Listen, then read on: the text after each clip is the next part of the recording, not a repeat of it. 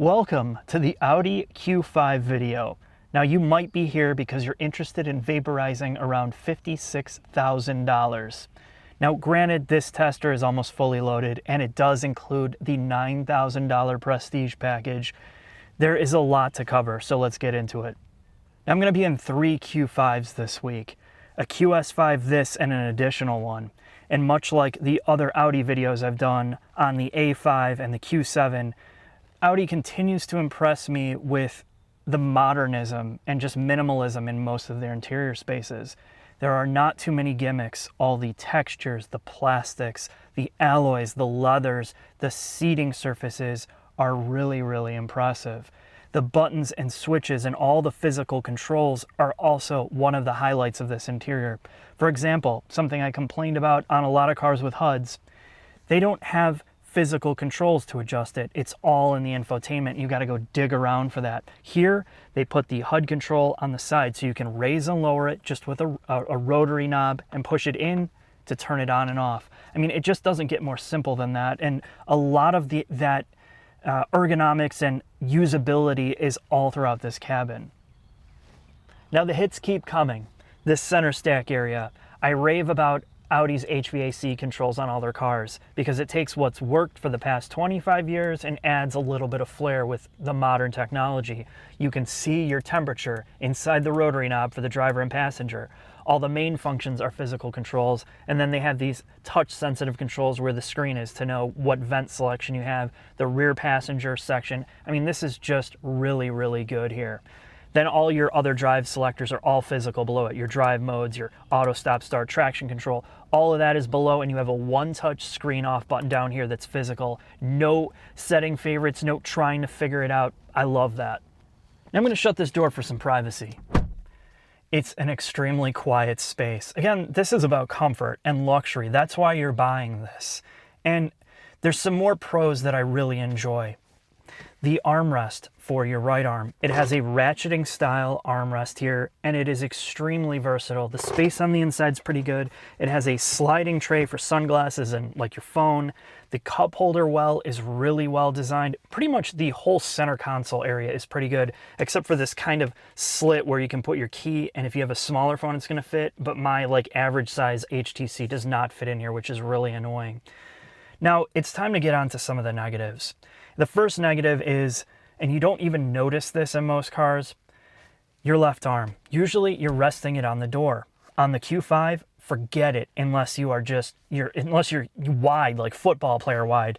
I am always slipping off here, or you have to lean like this to keep your arm up here. It's got to be one of the biggest snafus of the interior design of this car. I'm not sure why they did it other than just to increase like hip room or shoulder room. The next thing I don't particularly like is the digi stick in the center. And for the most part it works, but sometimes it just won't go into the gear. Maybe I don't have the button pushed down all the way. Again, it's trying to solve a problem that didn't exist in the first place. And again, a lot of cars are using this. The second thing, and probably one of the biggest things, and I'm going to talk about this in another video, is the copycatting, the bandwagoning of the infotainment screen being tacked onto the dash like this. And this is a luxury car. And when you have cars that are like $20,000 doing this all the way up to $55,000, it's just laziness. It's laziness in design.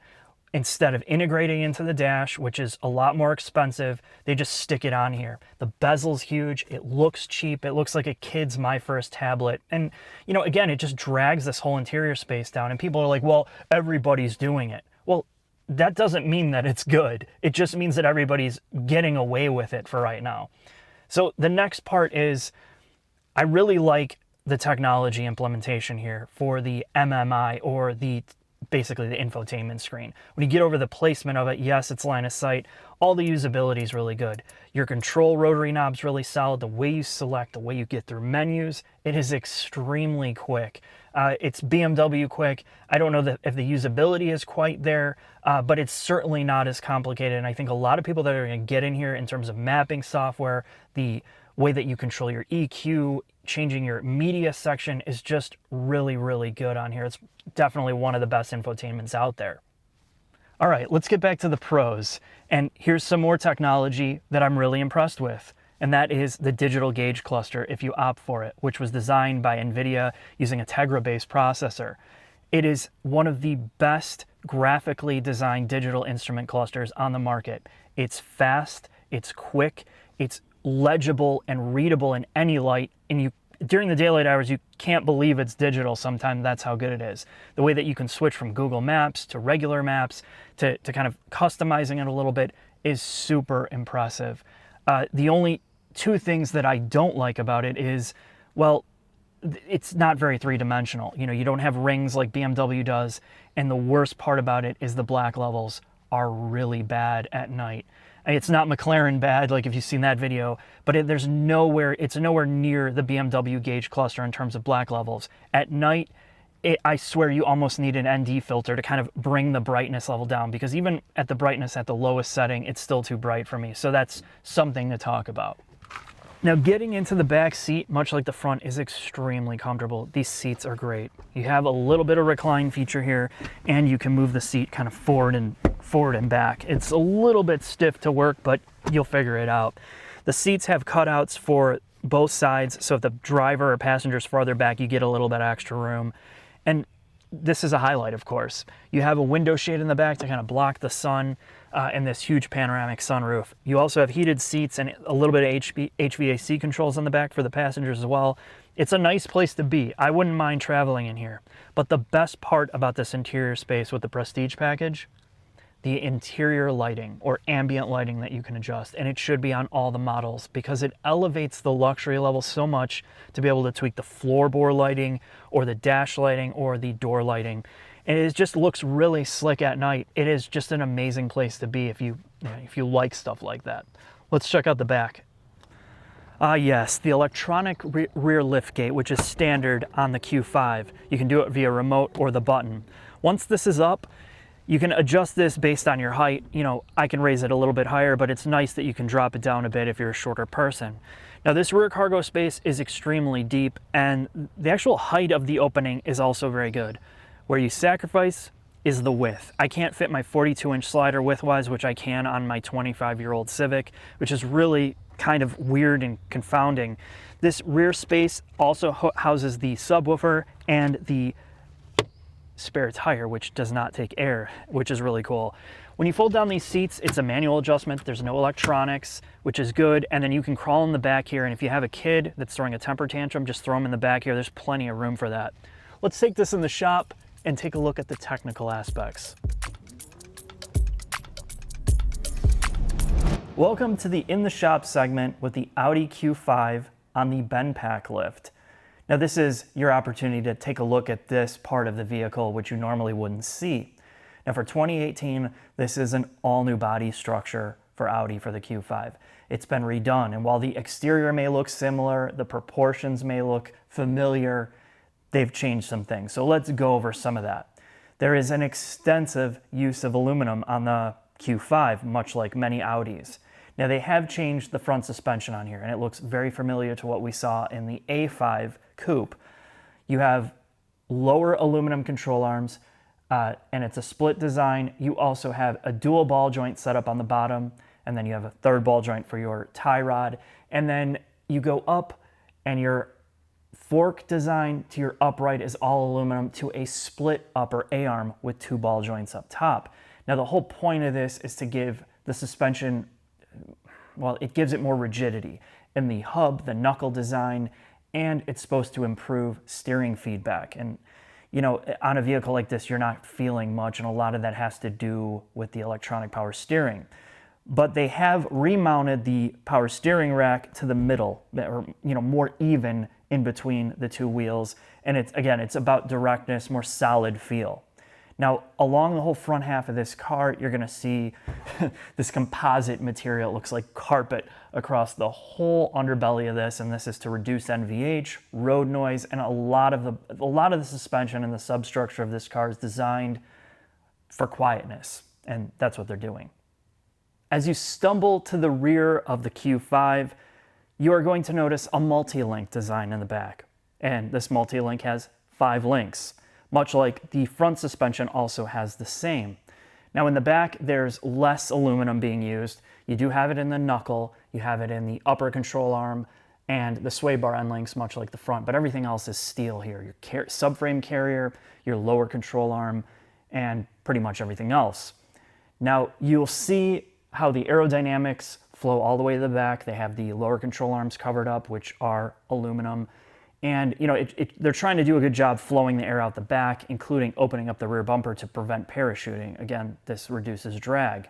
Now, you'll see this much like we saw in the Tiguan, where the exhaust outlets are now pointing down towards the ground, and you have fake exhaust finishers on this car. This is a new trend we're seeing.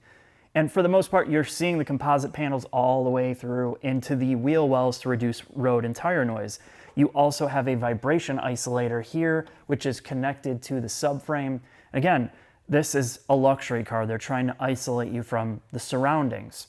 The last thing to talk about is this vehicle does not have the adaptive dampers, kind of like our A5 tester. This just has a separated coil spring from a shock, and the front are just coilover shocks, which use ZF Sachs dampers. Now, the good thing about this is, again, they're not adjustable. They're not electronically controlled. There's no air suspension, which means this will not be as costly to replace. And the ride quality is extremely good with not having 20 different drive modes controlling the shocks. I like the way that this is set up. This is going to be less maintenance than a lot of vehicles with the more advanced suspension. So let's take a look under the hood. Now that I'm under the hood of this 4,200 pound Q5, you basically have one engine option. The VW and Audi's tried and true 2-liter direct injected turbocharged engine with a cast iron block. Now, something I didn't talk about with the VW GTI was the fact that if you get this Mexican made version here, you do not get the dual injection motor with port and direct injection like our European friends do. So that may be a big deal for somebody that's looking at this. But other than that, this thing has been, modified, changed. It is solid and it is smooth as hell for a 4-cylinder. There's literally, there's basically no complaints you could possibly have. And then you pair it to the 7-speed dual clutch that is absolutely amazing in here, and it's one of the best 4-cylinder experiences you'll have. And I said that about the Audi A5 as well. They have this figured out. There's literally no vibration, no shudder, no fake engine noise. I really like driving this. Now, you only get all-wheel drive. You can't even opt for, front or rear-wheel drive. It's all-wheel drive only, and I don't know why you wouldn't buy it that way anyway, but that's what you get. With this version of their system, it can literally decouple the differential and the rear-wheel drive segment of it, where it will operate purely in front-wheel drive mode on the highway. And why you'd want that is there's no parasitic loss, which should improve fuel economy if you're just, trying to use this as a commuter. Now, weight balance is pretty good. You can take a look at that here before I get into the drive of the Q5.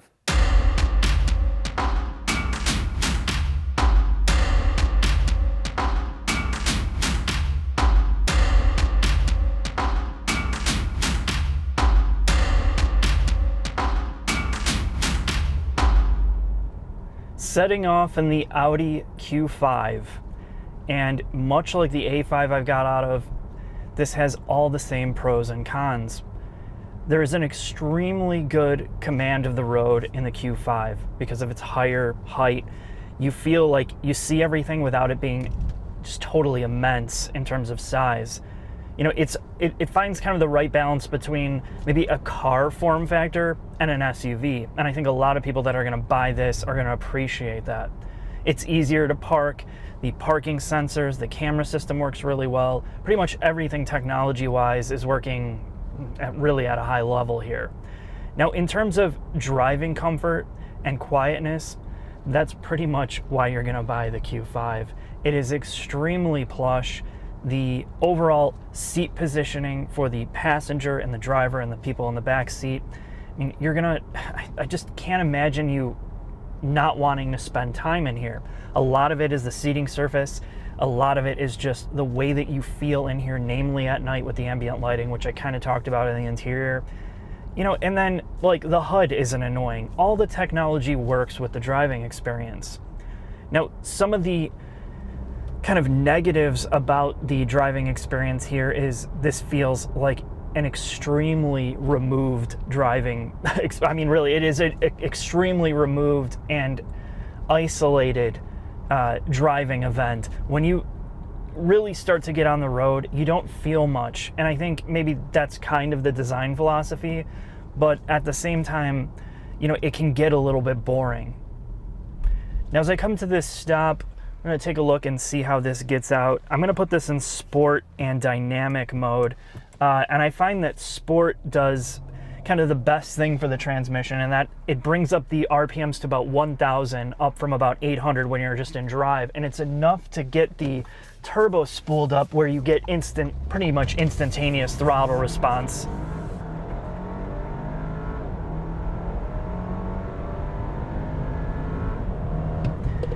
And the smoothness of this 4-cylinder is pretty remarkable. This has got to be one of the best combinations of transmission with the dual clutch and the 4-cylinder, the way that it is completely isolated from you. You don't feel the typical vibration and harshness that you do with a lot of 4-poppers. And, you know, there's no fake engine noise coming off of this. All you hear is you hear a little bit of turbo noise, but not much, and it's just a really quiet, just really quiet driving experience.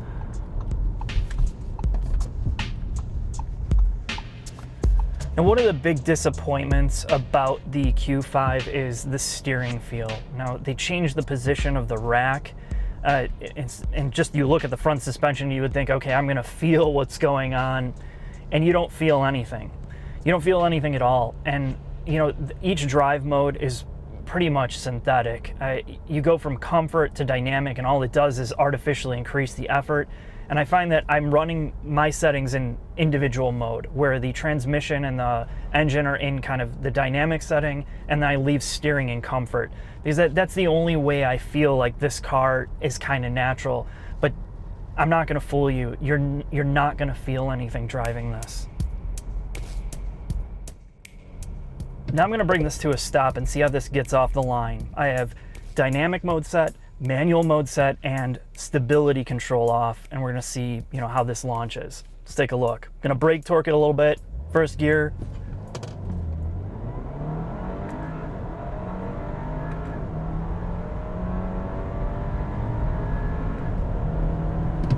The transmission will auto upshift regardless of your settings. You can never have full manual control over it, but it will always allow you to downshift properly. And it is really good at how well this car rev matches. It's really unbelievable, and that's why I said it's one of the best automatic transmissions I've been in. It's just too bad they've kind of neutered the experience to not allow you that full control, but I have my doubts that anybody is ever going to really put this in manual mode and drive like that anyway.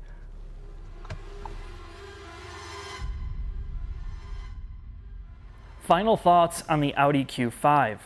Now, I've been in 3 different iterations of this vehicle over the course of a week, and my biggest takeaway was I was afraid that this was going to be some slapped together, generic, you know, wannabe luxury car for people that want to spend Audi money.